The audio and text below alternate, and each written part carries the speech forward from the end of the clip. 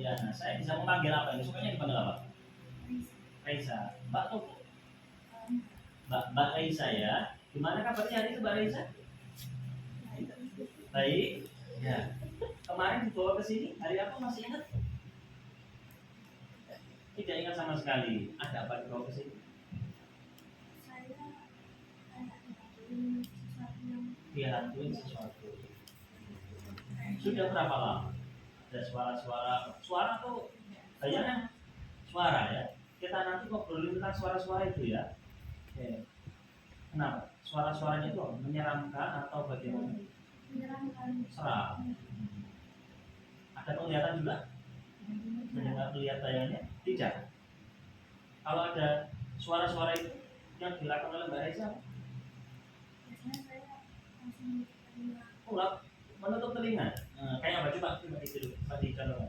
Kalau misalnya kamu biasanya masih memakai buli, hilang suaranya.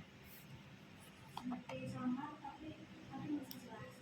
Ada yang ngajarin cara nutup telinga atau sendiri? Saya sendiri dan saya. Oke, bagus, sudah mulai bisa menutup dengan itu tadi ya, dengan bantal tadi ya. Itu masih ada sama. Harus gitu. Itu bagus, bisa dilanjutkan terus ya, kalau ada suara bisa ditutup ya. Nanti Pak Ari tambahkan biar suaranya hilang ya. Takut ya rasanya ya kalau mendengar suara-suara. Ini di sini kan Mbak Raisa dirawat ya. Tahu di rumah sakit apa? Tidak tahu. Ini rumah sakit jiwa. Jadi Mbak Raisa dirawat di rumah sakit jiwa. Kira-kira Mbak Raisa tahu sakit apa? Tidak tahu. Ini rumah sakit jiwa. Mbak Raisa sedang dirawat kejiwaan. Gimana perasaan dirawat di rumah sakit jiwa? Ada perasaan disampaikan ke Pak Ali?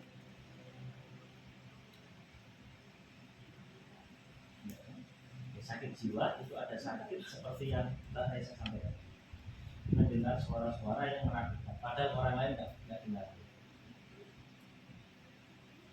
Mau sembuh ya Mbak Raisa ya. Caranya sembuh, suara-suaranya itu harus kita usir ya, kita usir. Nanti ada beberapa cara Pak Ali akan bantu ya. Untuk yang pertemuan pertama ini Mbak Raisa mau berapa lama kita ngobrol?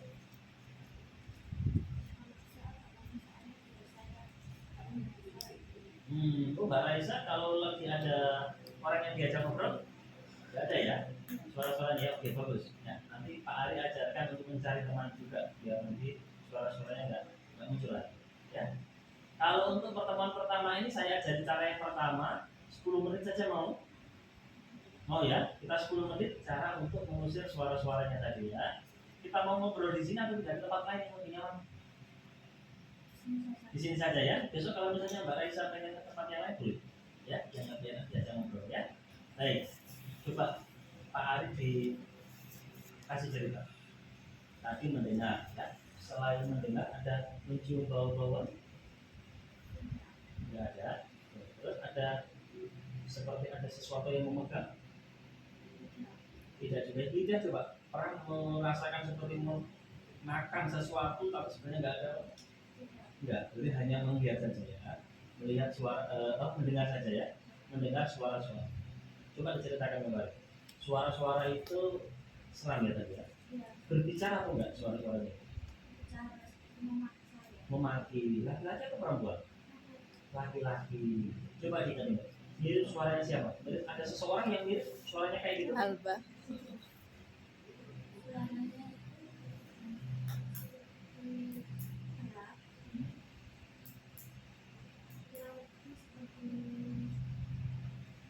Ada orang yang mirip seperti itu suaranya di kehidupan yang Mbak Reza? Hampir sama seperti kakak saya. Enggak, mirip seperti kakak. Cowok ya, suara cowok. Ada sesuatu dengan kakak di rumah? Barangkali sedang ada masalah dengan kakak selama ini? Oh enggak, betul. Ada masalah yang lain yang membuat Reza sedang konflik mungkin dengan kakaknya? Mau diceritakan atau enggak? Itu enggak apa-apa kalau misalnya Mbak Reza belum mau cerita ya. Tapi suaranya mirip dengan suara kakaknya. Sering gitu. Sering. Waktu sendirian ya. Hari ini tadi muncul kira-kira pernah menghitung berapa kali? Itu 2 kali muncul. Lama lama nggak itu suara? 1 menit ya, 1 menit. 1 menit itu bagi bahasa Indonesia nggak lama. Menyiksa. Coba ditirukan. Cara mematinya suaranya kayak apa?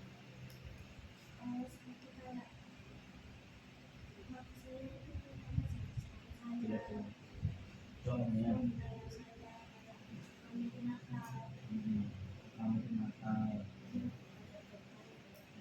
Terus kalau mendengar suara-suara itu Mbak Reza rasanya gimana? Sakit hati.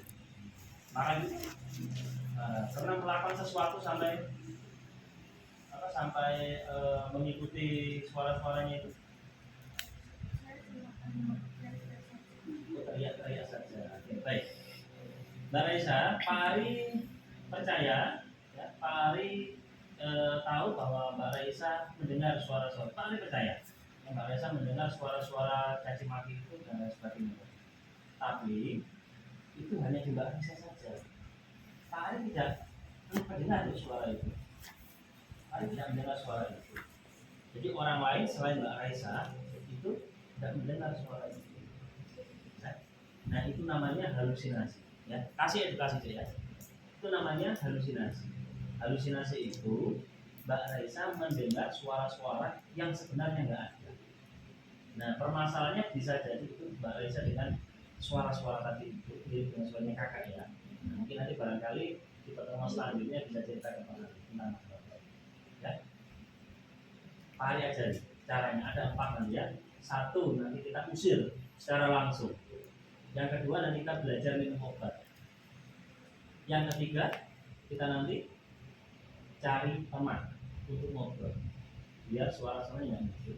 Yang terakhir kita buat jadwal kegiatan yang tertata biar nanti Mbak Reza nggak punya. Dan di sini bisa mengisi waktunya dan muncul halusinasi. Kita yang pertama dulu ya, mengusir suara-suara. Tadi Mbak Reza sudah baik, ada suara-suara tutup pakai bantal ya. Nggak usah pakai bantal, nggak apa-apa, langsung tutup pakai telinga saja, pakai tangan saja telinga ya. Suara-suaranya muncul, langsung tutup kayak gini. Misalnya suaranya muncul, oh tadi kamu nakal gitu ya, kamu nakal, marah kan ya, langsung tutup aja kayak gini. Tutup rapat sampai suaranya nggak kedengeran ya. Kalau tutup rapat suaranya nggak kedengeran, kalau nggak rapat nanti muncul lagi suaranya ya. Tutup rapat. Nah, boleh diusir secara langsung. Misalnya ada suara-suara itu, usir dengan suara itu juga. Pergi, jangan ganggu saya.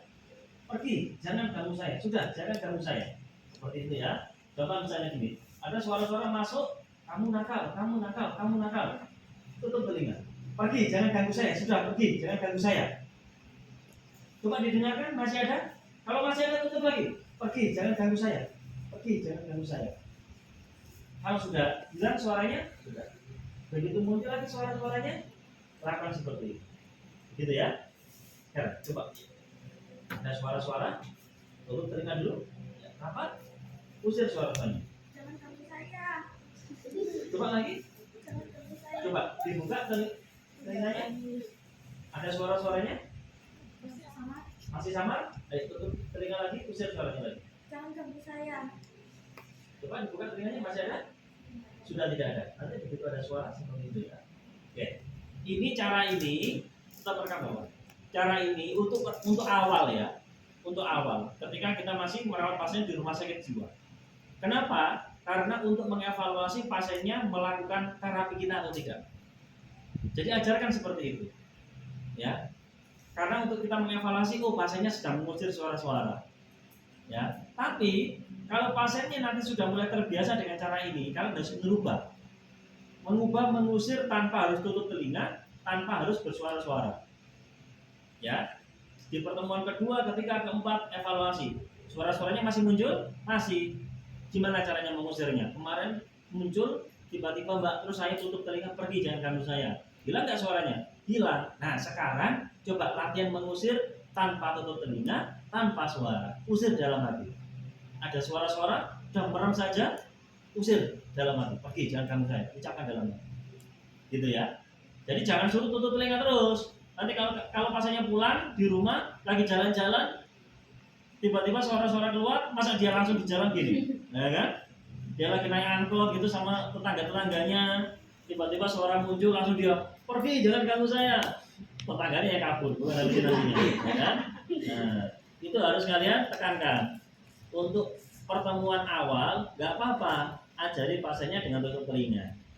Kalau misalnya pasien itu sudah pertemuan kesekian, ya sebelum pasiennya pulang, alihkan, nggak usah tutup telinga, dalam hati saja, ya. Boleh juga dengan cara tanpa harus pergi, jangan ganggu saya, dengan kearifan lokal pasien, ya. Mbak Reza, Muslim ya? Iya. Kalau lagi takut, lagi cemas, ada ibadah-ibadah atau zikir tertentu enggak yang dilakukan biasanya? Langsung sholat. Selain sholat apa lagi? Zikir misalnya apa? Bacaan-bacaan yang biasa dibaca? Ada istighfar atau mungkin ketakutan istighfar. Sekarang sama kayak gitu. Kalau ada suara-suara tutup telinga, ucapkan saja astagfirullahaladzim. Terus coba dibuka. Masih ada suaranya, tutup lagi. Astagfirullahaladzim seperti itu. Coba aja sekarang nggak ada siapa. Lakukan beberapa kali sampai suaranya hilang.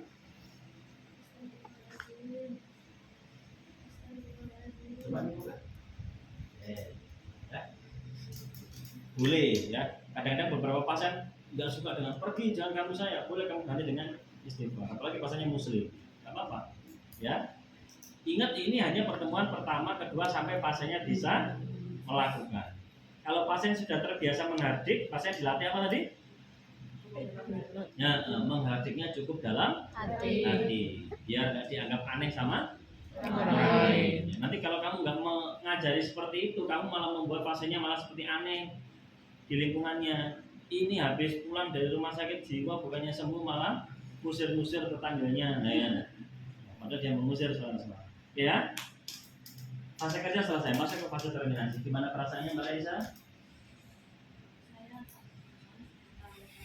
Ya, sudah mulai tahu ya suara-suaranya ya. Coba, kalau ada suara-suara yang memaki-maki tadi, gimana caranya tadi? Coba praktekkan satu kali lagi.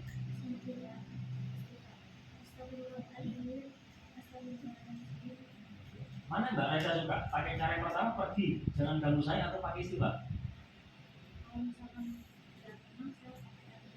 Yang pakai cara kedua silakan ya. Kalau apa? Saya lebih suka pakai yang cari istighfar Pak. Bebas silakan. Yang penting pasiennya bisa melawan halusinasi. Jangan dipaksa ya. Yang penting pasiennya nyaman dengan terapi kita. Baik istighfar ya Mbak Raisa ya. Mbak Raisa kita buat jadwal kegiatan dulu ya. Bentar. Nah, kamu buat jadwal kegiatan deh. Jadwal kegiatan kayak apa Pak? Kamu buat jadwal tabel gini ya. Nanti kalau di rumah sakit jiwa sudah ada ini. Tinggal kamu ambil rekam medis. Ini jam, ini kegiatan. Gitu. Misalnya 07 sampai 00, ini 08 sampai 00. Biasanya sudah ada jam-jamnya. Mbak Reza, latihan menghardiknya nanti jam berapa maunya? Siang, jam 9. Satu kali aja.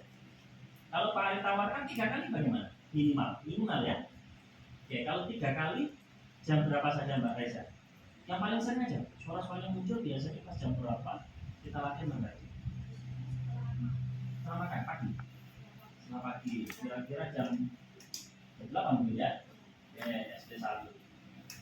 Siang muncul nggak biasanya? Jam berapa rata-rata biasanya siang? Sekitar siang ya. Kita latihan lagi siang ya. Habis makan siang ya. Bisa. Terus malam muncul juga nggak? Mau tidur jam berapa biasanya Mbak Eka? Jam 8. Jam 8 ya. Kita latihan SP1 lagi ya. Ingat-ingat ya. Besok mulai hari ini ya. Nanti ini kan sudah jam 1 lebih ya. Nanti malam jangan lupa latihan mengaji lagi ya. Jadi pagi jam 8, jam 1 sampai jam 8 malam. Ya. Tapi kalau Mbak Raisa di antara waktu-waktu ini dengar suara-suara, nggak usah nunggu jam sekian ya, langsung saja di hardik suara-suara. Ada yang ditanyakan Mbak Raisa? Ya, bagus sudah bisa ya, mengusir suara-suara dengan cara yang pertama. Besok Pak Ari mau kesini lagi, boleh? Saya mau mengajari cara yang berikutnya. Ada cara latih atau minum obat. Kita latihan minum obat ya. Sudah Pak, minum obatnya apa aja? Ada yang putih, ada yang belum tahu itu obat apa aja. Udah tahu ya. Besok Pak Ari kasih tahu ya. Kita latihan mengenal obatnya satu-satu. Jam berapa besok kita mau ngobrol? Setelah makan pagi jam 8 ya. Jam 8 pagi besok kita ngobrol di mana? Tetap di sini? Gak mau pindah ke tempat yang lain? Yes, kita besok ngobrol lagi di sini jam 8. Kita belajar tentang latihan minum obat. Sampai ketemu besok ya. Semoga lekas sembuh ya.